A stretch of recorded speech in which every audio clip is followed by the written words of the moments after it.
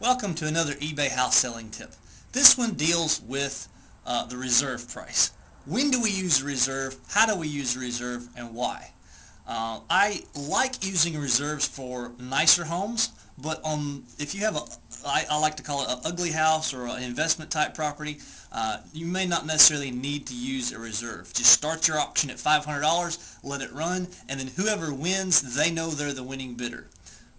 But if you have a nice house, let's say a $300,000 house you're trying to sell on eBay, you don't want to just accept $3,000 and say, okay, now live in my house. No.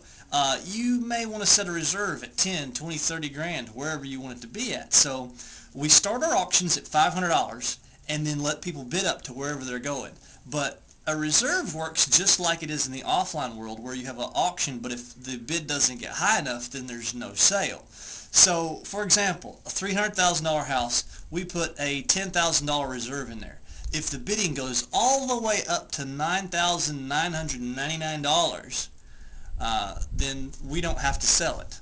But if it goes for $10,000, then we do have to sell it. So the easy way is if you make up in your mind the least amount that you're willing to accept for a reserve price and put that amount in there. So when the bidding gets up to that, if your auction closes at anything less than reserve, no sale. But anything over that amount, you have a winning bidder and you have a successful auction. So if these tips have helped you, be sure to check out the other tips.